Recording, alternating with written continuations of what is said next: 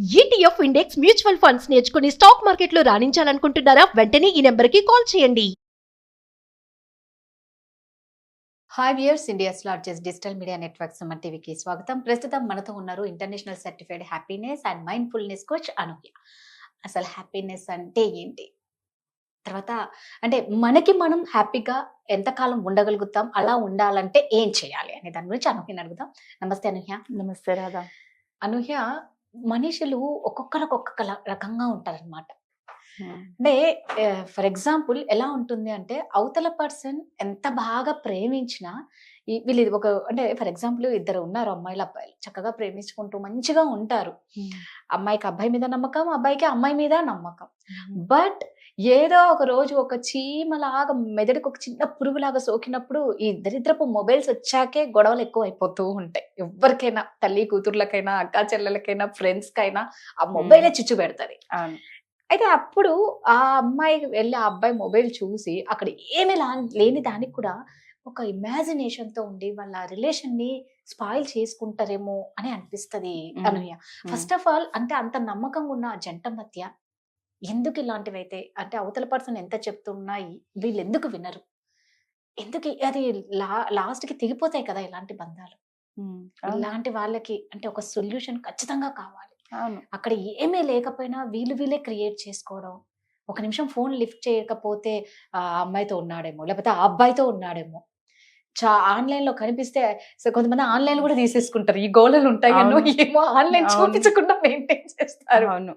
100%. అంటే నిజంగా అక్కడ ఒకవేళ తప్పు ఉంటే ఓకే, తప్పు లేకపోతే ఎలా వీళ్ళు ఎలా మార్చుకోవాలి? ఏదైనా అమ్మాయి కానీ అబ్బాయి కానీ, ఒక లవర్స్ మధ్య చూద్దాం, భార్యాభర్తలే అనుకో, ఎవరైనా సరే ఒక రిలేషన్షిప్ లో ఉండడం అనేది ఎవరైనా సరే, ఈవెన్ ఫ్రెండ్స్ మధ్యలో కూడా చూసుకుందాం. ఫ్రెండ్స్ లో కూడా వస్తుంది కదా, అయ్యో నువ్వు వాళ్ళతో మాట్లాడవు, నాతో మాట్లాడట్లేదు, నేను ఫోన్ చేస్తే లిఫ్ట్ చేయట్లేదు ఇలాగా.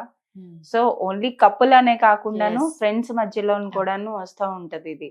లేదా నేను అప్పుడు మెసేజ్ పెట్టాను, నువ్వు రిప్లై ఇవ్వలేదు, ఇన్ని గంటలకి పెట్టావు, అప్పుడు ఎందుకు పెట్టలేదు, నేను కాల్ చేసినప్పుడు ఎందుకు లిఫ్ట్ చేయలేదు, లేట్ గా చేసావు, కాల్ బిజీ వచ్చింది, కాల్ వెయిటింగ్ వచ్చింది. ఇవన్నీ చాలా కామన్ గా వింటూ ఉంటాం. ఫస్ట్ ఒక రిలేషన్షిప్ లో ఎవరైనా ఉండాలి అంటే అన్నిటికన్నా ముఖ్యమైనది ఏంటి? నమ్మకం. ఆ నమ్మకం అనేది ఎంత బలంగా ఉండాలంటే, ఎదుట వ్యక్తి వచ్చి నీకు ఎవరైనా ఏదైనా చెప్పినా కూడా నువ్వు నమ్మద్దు. నీకు తెలియాలి నువ్వు ఎవరితోనైతే మాట్లాడుతున్నావో, నువ్వు రిలేషన్షిప్ లో ఉన్న వ్యక్తి కోసం నీకు కంప్లీట్ గా ఇన్ అండ్ అవుట్ అంత బాగా తెలియాలి కదా, అంత అవగాహన అనేది ఉండాలి. సెకండ్, ఓకే పని ఎవరితోనైనా మాట్లాడారని అనుకుందాం, మాట్లాడారు, ఏదో అవసరం ఉండి మాట్లాడచ్చు, మీరు చూసారనుకోండి, లేదా మీకు ఆ విషయం తర్వాత తెలిస్తే క్లియర్ చేసుకోండి. క్లియర్గా కమ్యూనికేషన్ అనేది లేనప్పుడే మనకి ఒక డౌట్ అనేది ఫామ్ అయిపోతుంది. ఫస్ట్ ఏంటంటే ఎసంప్షన్లోకి వెళ్ళిపోతాం అనమాట. అవును, ఓకే ఇలా అయిందా, అయితే ఖచ్చితంగా ఇదే జరుగుంటది అని. కాల్ లిఫ్ట్ చేయకపోతే కావాలనే లిఫ్ట్ చేయడం లేదు. ఇప్పుడు నేను నీకు కాల్ చేశాను అనుకో, నువ్వు ఏదో షూట్ లో ఉండి అది కాల్ లిఫ్ట్ చేయకపోతే నేను అనుకోవచ్చు నాతో మాట్లాడడం ఇష్టం లేదు, లేదా నన్ను రాధా అవాయిడ్ చేస్తుంది, అందుకే కాల్ లిఫ్ట్ చేయట్లేదు అని. మన మైండ్ కి ఏముంది, ఉంటది, అదే పని, బోల్డ్ థాట్స్ వస్తూ ఉంటాయి. కానీ అదే నేను మేబీ కొంచెం నేను ఆలోచించే విధానం మార్చుకున్నాను అనుకో, మేబీ ఏదైనా పనిలో ఉందేమో, కాల్ బ్యాక్ చేస్తారులే, కాల్ బ్యాక్ చెయ్యకపోతే కదా నేను అప్పుడు వీటిలోని నేను అనుకునేవి నిజం అనుకోవాలి. అలాగా ఒక మనిషి కోసం ఇంకో మనిషికి మొత్తం క్లియర్ గా తెలియాలి. ప్రాబ్లం ఉందా నేను అడుగుతాను, నువ్వు ఈవెన్ కాల్ బ్యాక్ చెయ్యకపోయినా కూడా నెక్స్ట్ టైం నేను నీకు అడుగుతాను, రాదా నేను నీకు కాల్ చేశాను, నువ్వు ఎత్తలేదు, మళ్ళీ కాల్ బ్యాక్ కూడా చేయలేదు, మేబీ నువ్వు చూసి ఉండకపోవచ్చు, లేదా నువ్వు బిజీగా ఉండి మర్చిపోయి ఉండొచ్చు, నీ ఆన్సర్ నీ దగ్గర ఉంటది. సో క్లియర్ కమ్యూనికేషన్ అనేది చాలా ఇంపార్టెంట్. ఒక రిలేషన్షిప్ లో నువ్వు ఉండాలి అంటే ప్రొఫెషనల్ కాదు, పర్సనల్ కాదు, ఫ్రెండ్స్ కాదు, కపుల్ కాదు, ఎక్కడైనా సరే, ఓ బిజినెస్ కూడా ఏదైనా సరే అనేది ఉండాలి. పార్ట్నర్స్ ఒక ఇద్దరు అంటే మధ్యలో నమ్మకంతో ఉండాలి, మాట్లాడుకోవాలి, క్లియర్ గా మనసు విప్పి మాట్లాడుకోవాలి. ఎలాంటి స్టేట్ లో మాట్లాడాలి? నువ్వేదో హడావుడి పడుతూ ఏదో అలా చేస్తారు ఇలా చేస్తారు అని ఏదో కోపము ఏడుస్తూ అలా కాదు, మైండ్ఫుల్ గా ఫస్ట్ నువ్వు నీ ఇమోషన్స్ ని కంట్రోల్ చేసుకొని నువ్వు కామ్ డౌన్ స్టేట్ లో ఉన్నప్పుడు నువ్వు ఎదుట వ్యక్తిని కూర్చోపెట్టి క్లియర్ గా ఎందుకు ఇలా జరిగింది ఏంటి అనేది వస్తే వాళ్ళ సైడ్ స్టోరీ కూడా వింటే తెలుస్తుంది కదా. ఇప్పుడు ఏమవుతుందంటే మీరు షేర్ చేసిన దాంట్లోని ఇప్పుడు మీరు అడిగిన క్వశ్చన్ బట్టి మనం అన్ని మన సైడ్ నుంచే ఆలోచిస్తాం, మనం ఒక స్టోరీ అనేది క్రియేట్ చేసేసుకుంటాం. అది నిజం కాదు. సౌండ్ అనేది రెండు చేతులు కలిస్తేనే వస్తుంది కదా. సో అటు నుంచి కూడా వినగలగాలి మనం, అప్పుడే ఆ రిలేషన్షిప్ అనేది ముందుకు సాగగలదు. లేదు నమ్మకం లేదు, క్లియర్ గా చెప్పేసేయండి, నాకు ఇలా అయితేనే నచ్చుతుంది, ఇలా అయితే నచ్చదు. ఇలాంటివి మనం క్లియర్ గా ఒక బౌండరీస్ అనేవి సెట్ చేసుకొని ఇలాంటివి చెయ్యొద్దు. ఎందుకంటే నీకేం కావాలో అవతల వాళ్ళకి వ్యక్తికి తెలియదు కదా. రైట్. నువ్వు చెప్పనంత వరకు నీకు పలానా విషయం వల్ల ఇబ్బంది కలుగుతుంది అని అవతల వ్యక్తికి తెలియదు. నేను ఇక్కడ అయితే ఇందులోనే ఇంకొకటి కూడా చెప్తాను. ఇలాంటి సిచ్యువేషన్ లో ఉన్న వాళ్ళు ఎవరైనా కూడాను జనరల్ గా వేరే వాళ్ళకి సొల్యూషన్స్ కోసం కాల్స్ చేస్తూ ఉంటారు, మెసేజ్లు పెడుతూ ఉంటారు. అలాంటప్పుడు కొన్నాళ్ళు ఇస్తారు, ఆ మూడో వ్యక్తి ఎవరైతే ఉన్నారో కొన్నాళ్ళు ఇస్తారు సలహాలు. వాళ్ళు ఎంత ఇచ్చినా కూడా మీరు యాక్సెప్ట్ చేయగలగాలి కదా. యాక్సెప్ట్ చేసి మీరు ఆ స్టెప్ తీసుకొని ముందుకు వెళ్ళగలగాలి, అప్పుడే కదా ఉంటుంది చేంజ్ అనేది.